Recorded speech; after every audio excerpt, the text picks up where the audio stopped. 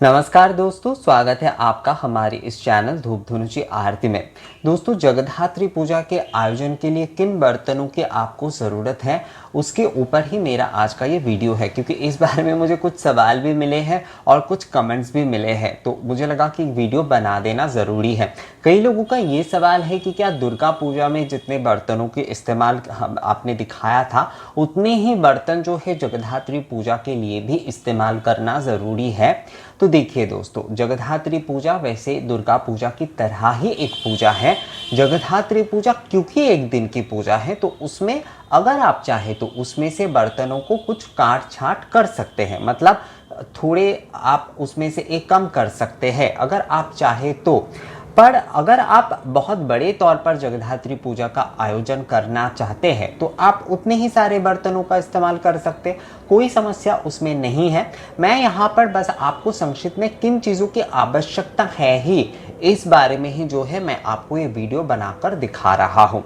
हो सकता है कि आपको इससे ज़्यादा बर्तन आपके पास है ऑलरेडी, तो आप उन सारी चीज़ों का इस्तेमाल ज़रूर करिएगा। मैं बस जो है सभी के लिए ये दिखा रहा हूँ ताकि जिनके पास बर्तन बहुत ज़्यादा है वो भी इस चीज़ को समझ जाएंगे आसानी से, और जिनके पास नहीं है उन्हें भी जुगाड़ करने में, इन सारी चीज़ों की व्यवस्था करने में आसानी होगी।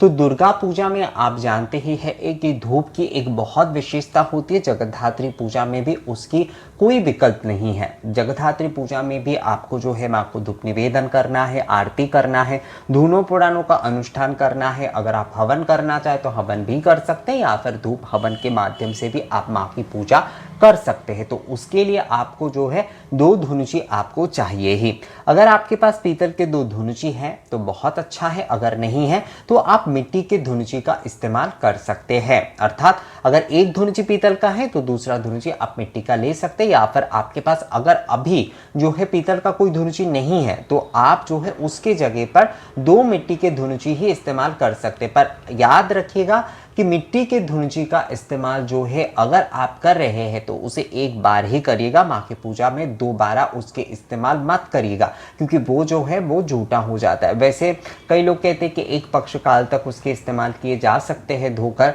तो कई लोग करते हैं, कुछ मत ऐसे हैं। पर हिसाब के अनुसार अगर देखा जाए तो मिट्टी के वस्तुओं को एक बार इस्तेमाल करने के बाद उसके पॉजिटिविटी नष्ट हो जाते हैं। तो इसलिए अगर आप 2 धुनुची इस्तेमाल कर रहे हैं तो मिट्टी के कर रहे हैं तो उसे आप एक बार ही करिएगा। अगर आपके पास जैसे कि हो सकता है कि आप धूनों पुराणों का अनुष्ठान करना चाहते हैं, आपके पास 2 धुनुची है पीतल के, उसके साथ आप 2 धुनुची मतलब मिट्टी के लेना चाहते हैं धूनों पुराणों अनुष्ठान के लिए केवल, तो वो आप ले सकते हो, उसमें कोई समस्या नहीं है। पर 2 धुनुची इसमें आपको लेना ही होगा, क्योंकि माँ को धूप निवेदन करना होगा, आरती करना होगा, इसमें आपको चाहिए ही। तो पीतल का या मिट्टी का आप अपने हिसाब से व्यवस्था कर लीजिएगा, मूल रूप से धुनुची चाहिए ही। धूप के बिना जो है माँ की पूजा संपूर्ण होती ही नहीं। धूप की एक विशेष भूमिका होती है दुर्गा पूजा में, शक्ति पूजा में, लक्ष्मी नारायण पूजा में, हर पूजा में ही जो है धूप की विशेषता होती है। माँ की पूजा में विशेषकर होती है धूप गुग्गुल के साथ जो है माँ की आराधना आरती करना। तो धुनुची हो गया। अब जो है आपको पंच दीपक एक ले लेना है। पंच दीपक में मुझे कुछ सवाल ऐसे मिले, कई लोगों ने कहा है कि हमारे पास जो है वो 9 बाती वाले दीपक है, तो हम केवल विशेष दिनों में ही वो 9 बाती के दीपक जलाते, रोज जब माँ की आरती करते तो केवल 5 बाती जलाते, तो क्या हमें अलग से एक 5 बाती वाला दीपक ले लेना चाहिए? क्योंकि कई लोग कहते हैं कि बाती जितने होते हैं उतने सारे ही जलाने चाहिए। तो ऐसा कुछ नहीं है। आप अगर 5 बाती जलाकर प्रतिदिन माँ की पूजा करते हैं तो ठीक है, आप 9 बाती जलाकर जो है विशेष दिनों में माँ की पूजा कर लीजिए, माँ की आरती कर लीजिए, तो वही काफ़ी है, उसमें कोई समस्या नहीं है। लोग ना कई प्रकार की बातें करते रहते हैं, उन सारी चीज़ों में आपको ध्यान नहीं देना है। बस 5 बाती हो, 7 बाती हो, 9 बाती हो, इस प्रकार से आरती के दीपक आपको लेना है। अब आप प्रतिदिन 5 बाती जलाते हैं, 7 बाती जलाते हैं, 9 बाती जलाते हैं दीपक में, ये कोई बहुत बड़ी बात नहीं है। पर आरती के दीपक में कम से कम 5 बाती रहना ज़रूरी होता है। तो इसलिए जैसे ये मेरे वाले आप जो देख रहे हैं, ये जो है ये 5 बाती के हैं, तो इस प्रकार के दीपक आपको एक ले लेना है आरती के लिए। अगर आपके पास नहीं है तो आप खरीद सकते हैं इसे। तो ये हो गया आरती के दीपक। जो आप आप निवेदन करेंगे वो आप मिट्टी का ले सकते हैं या फिर पीतल का अगर आपके पास है तो आप वो भी इस्तेमाल कर सकते हैं। पर मिट्टी के दीपक अगर ले रहे हैं तो दूसरे दिन उसका इस्तेमाल नहीं कीजिएगा। जिस तरह से मैंने धुर्जी के बारे में आपको बताया, मिट्टी के पात्र को एक दिन से ज्यादा इस्तेमाल कभी नहीं करना चाहिए। मिट्टी के पात्र को हमेशा, निवेदन के जो मिट्टी के पात्र होते हैं उसे एक दिन से ज्यादा कभी भी दोबारा इस्तेमाल नहीं करना चाहिए। इस बात को विशेषकर ध्यान रखिएगा। कलश को लेकर भी ये सवाल मुझे कई मिले हैं कि कई लोग कह रहे हैं कि जो मिट्टी के कलश है उसे धोकर हम दूसरे पूजा के लिए इस्तेमाल कर सकते हैं, तो बिल्कुल नहीं, वो झूठा हो जाता है, उसे इस्तेमाल नहीं किया जा सकता है, उससे आपकी पूजा को कोई फल नहीं मिलेगा। तो इसलिए मिट्टी की चीजें ले रहे हैं तो हमेशा एक बार इस्तेमाल करिए। अगर आप पीतल के दीपक मां को निवेदन कर रहे हैं जो आपके पास है तो अच्छा है, मिट्टी के ले रहे हैं तो उसे एक बार इस्तेमाल करिए केवल। यहाँ पर आप देख लीजिए, ये जो है दोस्तों ये कलश है, तांबे का कलश है और इसके साथ साथ अर्घ पात्र जो है वो भी तांबे का मैंने यहाँ पर रखा है क्योंकि ये मेरे पास है। आपके पास पीतल के तो पीतल का रखिए, आपको अगर मिट्टी का मिलता है तो आप मिट्टी का भी ले सकते हैं। तीनों में से किसी का भी आप रख सकते हो, उसमें समस्या बिल्कुल नहीं है।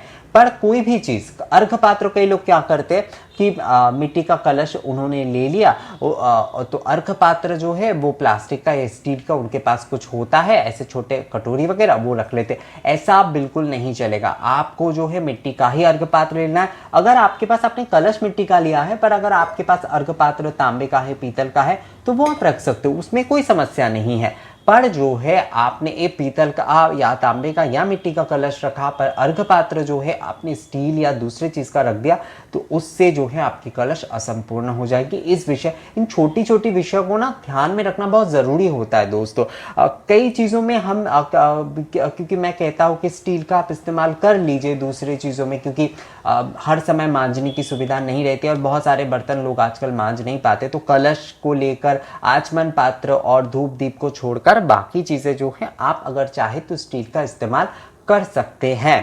पर जो है ये आपको ध्यान रखना है कि मैं इस्तेमाल करने के बारे में कहता हूं, पर किस चीज में इस्तेमाल करना है और किस में नहीं, इस विषय को थोड़ा समझना है। कलश में बिल्कुल नहीं चलेगा, धूप दीप में बिल्कुल नहीं चलेगा। तो कलश के विषय में आपको ध्यान रखना है कि अर्घ पात्र और कलश दोनों ही जो है मिट्टी का, पीतल का या तांबे का होना चाहिए। अब जो है कोशाकुशी में आ जाती है, आचमन पात्र है और ये देखिए ये ताम्र पात्र या फिर पंचपात्र कुछ भी बोल सकते हैं। यहाँ पर जैसे कि आचमन आदि करके यहाँ पर माँ को पैर धुलाने के जल इसमें दिया जाता है, आचमनी का जल जो है इसमें दिया जाएगा। तो इस प्रकार का एक आपको ले लेना है। पीतल का अगर आपके पास है तो आप वो भी ले सकते हैं। अगर आपके पास कोशाकुशी नहीं है, कई लोग कंफ्यूजन में पड़ जाते कि कोशाकुशी अगर हमारे पास नहीं है तो हम पूजा कैसे करें। कोशाकुशी वैसे तो देखिए कुछ पूजा के लिए बहुत ज़रूरी होता है, जैसे काली पूजा के लिए अगर आप कोशाकुशी इस्तेमाल करेंगे तो बहुत अच्छा होता है। जगद्धात्री पूजा के लिए, अन्नपूर्णा पूजा के लिए अगर आप कोशाकुशी का इस्तेमाल करते हैं तो बहुत अच्छा होता है। इसके पीछे का वजह ये होता है दोस्तों, क्योंकि ये कोशाकुशी जो है वो मूल रूप से ये जो पूर्ण तंत्र की पूजा होती है, जैसे जगद्धात्री पूजा जो है वो पूर्ण तंत्र की पूजा है, जो काली पूजा है वो पूर्ण तंत्र की पूजा है और अन्नपूर्णा पूजा जो है वो भी पूर्ण तंत्र की पूजा है। वैसे तो गृहस्थ तंत्र के आधार पर ही जो है, मतलब गृहस्थ नियमों के आधार पर ही ये पूजाएं होती है, पर उसमें जो है आपको कोशाकुशी का इस्तेमाल करना चाहिए। कई लोगों का मुझे कमेंट्स मिला कि कई लोगों ने कहा कि ये ऐसे पूजाएं जो होती है वो तो तंत्र की विशेष पूजा होती है, तो क्या हम इस पूजा को कर सकते हैं। तो पहली बात तो माँ की पूजा की कई विधान होते हैं, माँ की पूजा के पौराणिक विधान है, माँ की पूजा के वैदिक विधान है, तंत्र मूलक विधान है, माँ के मतलब तांत्रिक जो पूजा होती है तंत्र मूलक विधान है, और जो है अलौकिक विधान है, और दूसरे कई प्रकार के विधान है जिसके शायद हमें कल्पना भी नहीं है, मतलब हम कल्पना भी नहीं कर सकते कितने कितने प्रकार के विधान माँ की पूजा के लिए है। तो माँ ने अपने हर संतान के लिए अलग अलग विधान बनाए, जो जिसको पसंद है उसी विधान को मानते हुए जो है ना वो माँ की पूजा कर सकते। और तांत्रिक का मतलब लोग बहुत गलत तरीके से जोड़ लेते हैं। तांत्रिक का मतलब होता है, तंत्र का मतलब क्रिया होता है। जो भी पूजा आप करते हैं वो तंत्र ही होता है, वो प्राचीन तंत्र के विषय में ही आता है दोस्तों। तो इसलिए जो है ये तंत्र को लेकर किसी भी प्रकार की एक गलत धारणा अपने मन में मत रखिए। और गृहस्थ तंत्र के हिसाब से भी तंत्र की पूजा होती है। तो तंत्र पूजा जो है अर्थात पूर्ण तंत्र की पूजा है, तो इसका मतलब ये नहीं है कि हम घर पे नहीं कर सकते। गृहस्थ तंत्र के आधार पर भी होता है। जो लोग साधक होते हैं उनके तंत्र प्रक्रिया, उनके जो विशेष तंत्र प्रक्रिया होते हैं वो अलग होते हैं। गृहस्थ में जो पूजा होती है, गृहस्थ में जो काली पूजा होगी, जो कि श्यामा माँ की पूजा होगी, माँ जगधात्री की पूजा हम करेंगे, अन्नपूर्णा पूजा जो हम करेंगे, वो संपूर्णता एक आराधना की पूजा है, जो कि गृहस्थ आराधना तंत्र होता है। और जो वो साधक जिस प्रकार से ये माँ को प्रसन्न करने की या फिर विशेष तंत्र आधारित वो साधना करते हैं, वो तंत्र अलग होता है। तो हर चीज को ना हम एक जगह पर लेकर खड़े कर देते कि ये तंत्र पूजा है तो ये नहीं करना चाहिए। पहले समझना चाहिए कि गृहस्थ के लिए क्या तंत्र में ये कहा गया है और साधना के लिए क्या तंत्र में कहा गया है। और कुछ लोग तो निम्न कोटि के ये होते जो कि ऐसे वशीकरण वगैरह इन सारी चीजों में भी तंत्र का उपयोग करते। तो तंत्र एक बहुत विशाल, एक बहुत ही खुली हुई किताब है दोस्तों। उसका इस्तेमाल ना कई प्रकार से होता है, इतने बड़े हैं कि हम उसे बोलकर समझा नहीं सकते। तंत्र की एक बहुत विशाल व्याप्ति है। तो तंत्र हर किसी के लिए अपने अपने में संपूर्ण है। अगर हम जो है उसे बहुत गलत तरीके से मतलब बोलने समझाएंगे या फिर एक शब्द में सभी को बोल देंगे कि ये गलत है ये सही है, तो वो हम समझा नहीं सकते, क्योंकि तंत्र की व्याप्ति बहुत विशाल है।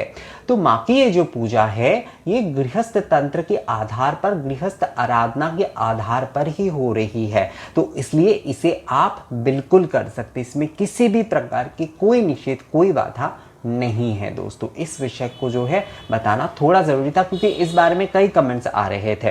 तो आप जो है कोशाकुशी का इस्तेमाल जो है वो आपको करना है। कोशाकुशी अगर नहीं है तो आपके पास नॉर्मल आचमन पात्र अगर है तो आप वही इस्तेमाल कर लीजिए, कोई समस्या उसमें नहीं है। बस तांबे का होना जरूरी है। कोशाकुशी अगर होता है तो अच्छा होता है जगधात्री पूजा, काली पूजा, अन्नपूर्णा पूजा के लिए। पर तांबे का अगर आपके पास आचमन पात्र है नॉर्मल, तो वो भी आप इस्तेमाल कर सकते हैं। शंख जो है, जलपूर्ण शंख जो है वो आपको इस्तेमाल करना है। तांबे का शंख अगर है, कई लोगों के मुझे कमेंट्स आ रहे हैं कि तांबे का शंख हमारे पास है तो क्या हमें दूसरे शंख ले लेना चाहिए। तो माँ की पूजा में आपको तांबे का शंख जो है उससे ही आप माँ की पूजा कर सकते हैं, और इस शंख पात्र से भी आप कर सकते हैं। दोनों का उपयोग करके ही आप माँ की पूजा कर सकते हैं। विष्णु पूजा में तांबे का शंख जो है वो उपयोग नहीं होगा। लक्ष्मी नारायण पूजा में केवल इस शंख के उपयोग के माध्यम से ही जो है वो पूजन किया जाएगा। तो ये हो गया। तो तांबे का शंख अगर आपके पास ऑलरेडी है तो आपको ये शंख लेने की जरूरत नहीं है माँ के पूजा के लिए। तो यही है, मतलब यही संक्षिप्त में बस आपको आयोजन करना है। इसके साथ साथ तो फूल रखने की जैसे पुष्प पात्र है वो आपको लेना है। माँ को अगर आप भोग चढ़ा रहे तो उसके लिए आपको पात्र ले लेना है। मतलब ये मैंने आप लोगों को एक आइडिया देने के लिए कि मूल रूप से आवश्यक क्या है। तो ये 2 धुनुची, पंचदीपक, कोशाकुशी, आचमन पात्र, कलश जो है, ये जो पात्र है और जो जल शंख है, ये सारी चीजें आपको चाहिए ही।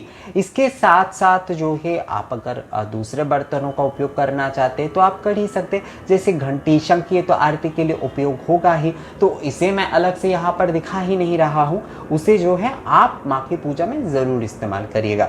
इसके साथ साथ आप जिस भी प्रकार से जो है मतलब माँ को आप अगर कुछ और बर्तन के माध्यम से भोग लगाने में, जैसे लोग ज्यादा बर्तन उपयोग करते हैं या फिर पुष्प रखने में बहुत सारे बर्तन उपयोग, तो वो सारी चीजें आप कर ही सकते। दुर्गा पूजा के जो भी जितने भी सारे बर्तन है ना, आप उसका इस्तेमाल इसमें कर ही सकते। मैंने इसे बस एक संक्षिप्त में आपको समझा दिया कि इन सारी चीजों का अगर आप संक्षिप्त में पूजा कर रहे हैं जगधात्री पूजा, तो आपको बस इन सारी चीजों की जरूरत होगी ही।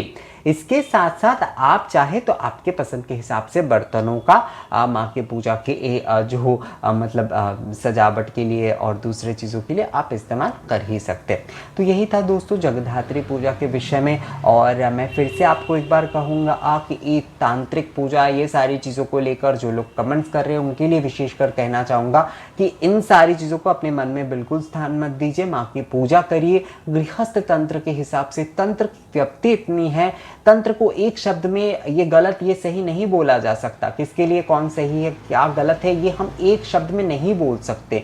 तंत्र कई प्रकार के होते हैं, जैसे कि आप हमारे प्रतिदिन की जो आरती पूजा पद्धति ये सारे भी प्राचीन तंत्र है। माँ की पूजा की जो तंत्र है गृहस्थ तंत्र में, वो जगधात्री तंत्र में आते हैं, काली तंत्र में आते हैं। तो हर प्रकार की तंत्र की बहुत व्याप्ति है दोस्तों, एक शब्द में उसे बताया नहीं जा सकता।